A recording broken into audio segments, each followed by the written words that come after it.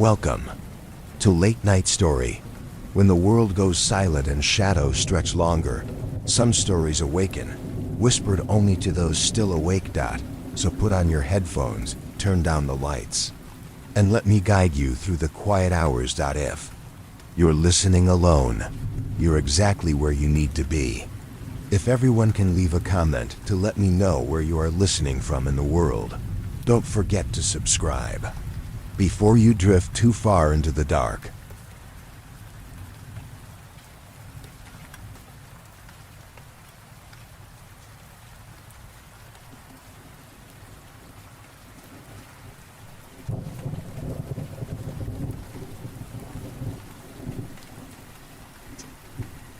I didn't leave my room until morning. I just sat there in bed, wrapped in 2 blankets, holding that wooden charm against my chest, like it was the only thing keeping me alive. Every creak in the house made me jump. Every shadow outside the window made me think he was still there, but he was gone. Or at least, for now. Grandpa didn't ask what I saw. He didn't need to. He knew. He made me tea, handed it to me without a word, and sat across from me at the table. It wasn't until halfway through my cup that he finally spoke. "You looked at him, didn't you?" I nodded. I felt like a little kid confessing something awful. His eyes were tired. Not angry, just sad. Like he'd seen this before. "He's marked you now," he said.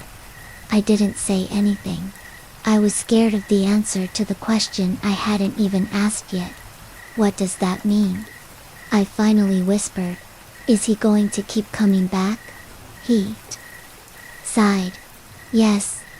I wanted to cry.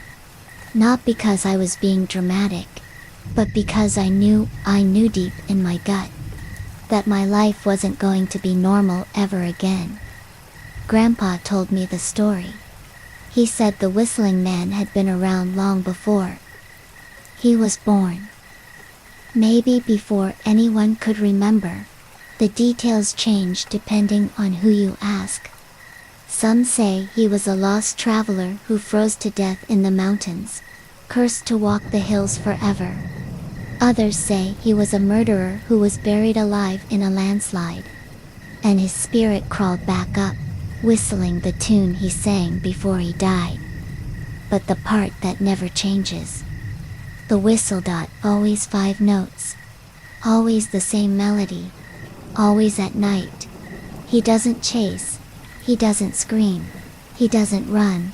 He just appears, whistling, waiting, and if you look, if you acknowledge him, even for a second, he follows.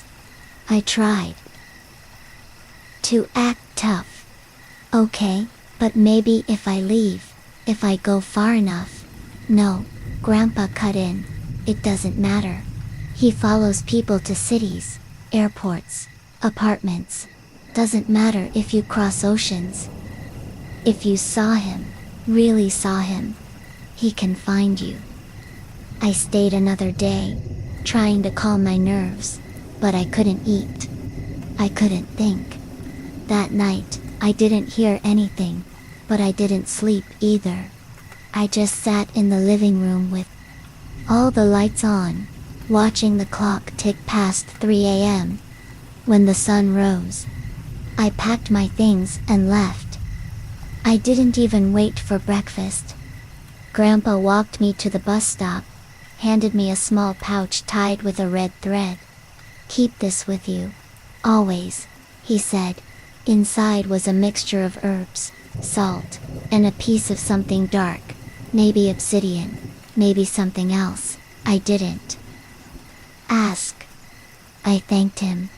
He hugged me tight, longer than usual. Before I stepped onto the bus, he said one more thing.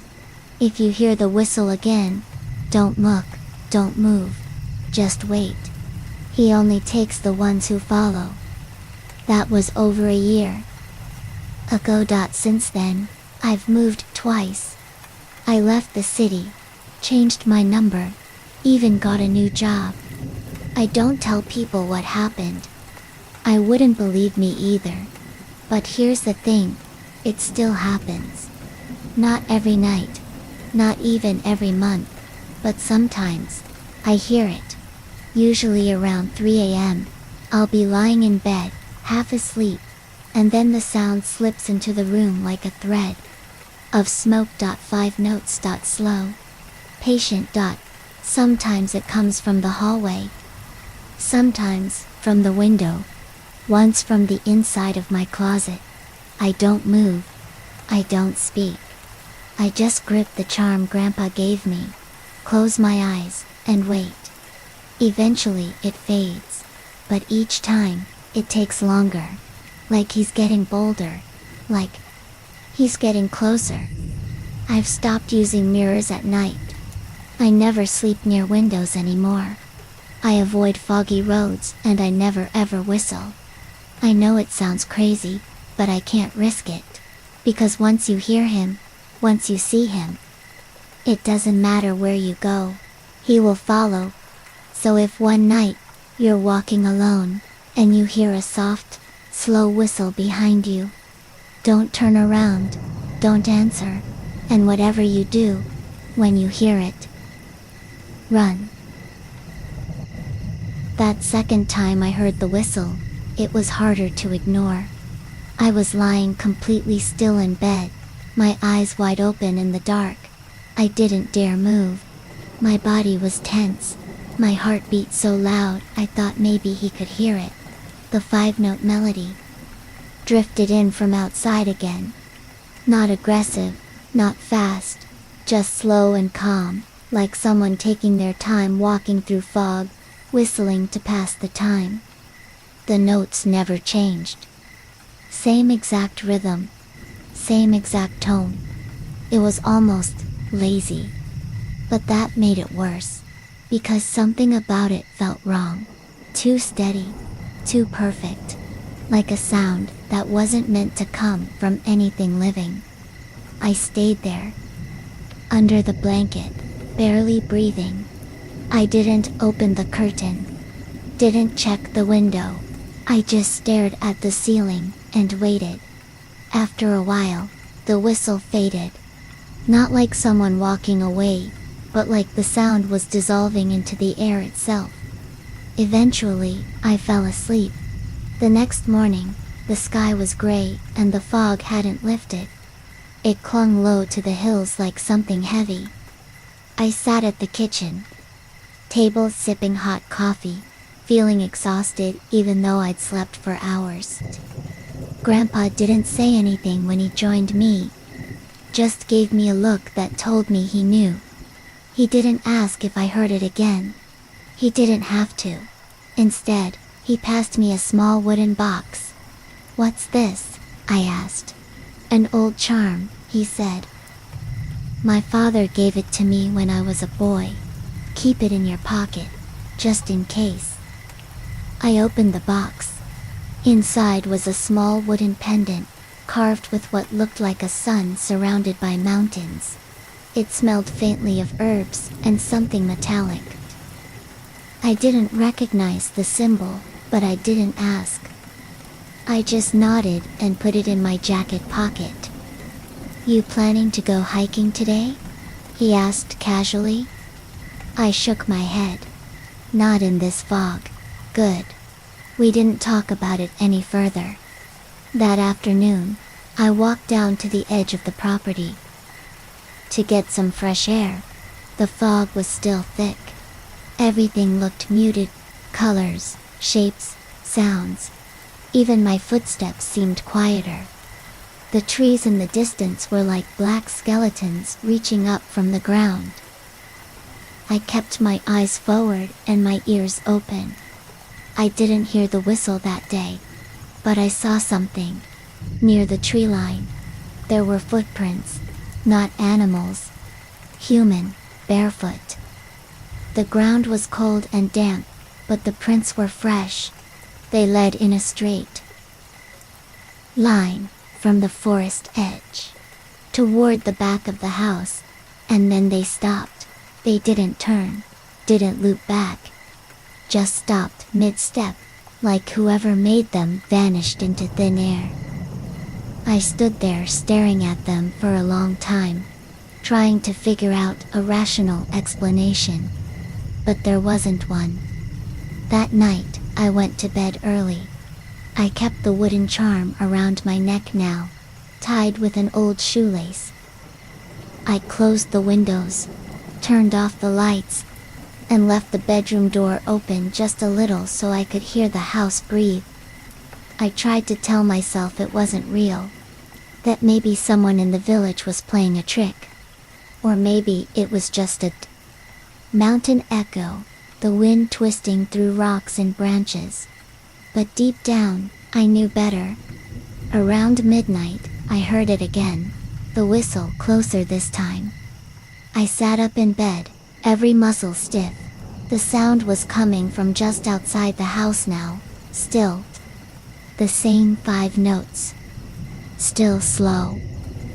Still calm. I stood up and moved slowly to the window. I know I shouldn't have. My grandfather told me not to move, not to breathe too loud, but something inside me needed to see. I opened the curtain just an inch and froze. There he was, standing. Just beyond the gate. Tall, thin, wearing an old, torn coat. His head was down, his shoulders slightly hunched. His hands hung at his sides like they didn't belong to him. I couldn't see his face. He wasn't whistling anymore. He was listening. I stepped back from the window and slowly lay down again, heart pounding so hard I felt dizzy. Then, I heard something even worse than the whistle. The sound of the gate creaking open, followed by footsteps, crunching slowly across gravel, coming toward the house. I squeezed my eyes shut and held my breath. The steps stopped. Right outside the window. I didn't move, didn't blink. I just gripped the wooden charm around my neck and prayed. No knock, no sound, just silence. And then the whistle again. Not outside, but inside the house, from the hallway. I think I blacked out for a moment. My vision blurred. My limbs felt numb. And then another sound, footsteps, heavy and fast. My grandfather's. He opened my door and flicked on the light. There was no one there, just him. He didn't speak. He just closed the window I hadn't even realized was cracked. Opened and locked it. Then he looked at me and said only one thing. You invited him. I didn't sleep that night, and I knew I had made a mistake. I had looked, and once you've seen him, once you let him know you're there, he doesn't forget. My name's Diego. I was born in a small town high up in the Andes Mountains. Not the kind of place you see in travel blogs, no tourist shops, no fancy lodges, just quiet hills, dirt roads, and old stone houses that creak when the wind gets strong. It's the kind of town where time feels slower, where neighbors still wave from their porches, and where everyone knows everyone except now. Most of those people are gone. My parents moved us to the city when I was 8. Better schools, better jobs. I didn't mind back then. As a kid, the mountains felt boring, isolated. But as I grew older, something about that small town kept calling to me, maybe the memories, or maybe just the need for silence after years. In the chaos of the city, my grandfather still lives there. Same old house he built with his own hands back in the 60s. A simple wooden home with a slanted tin roof. A fireplace that always smells like eucalyptus. And a little porch that looks out toward the hills. He's in his late 70s now. A little slower, a little grayer, but still sharp, still stubborn. Last year, I decided to visit him during my university break. I hadn't been back in over a decade. I figured he could use some help chopping firewood or fixing the broken gutters. I also missed the air. It's hard to explain. Unless you've been there, the way the wind feels colder but cleaner, how the sky looks endless when the clouds clear. At night, you can see every single star. It's quiet, in a way that's almost too quiet. At first, it soothes you. Then, it starts to press on you a little. He welcomed me with open arms, gave me the same blanket I used to sleep with when I was a kid, cooked me the same stew with potatoes and carrots and dried beef. It was like nothing had changed. The first night passed peacefully. I slept early, tired from the trip. The silence was comforting.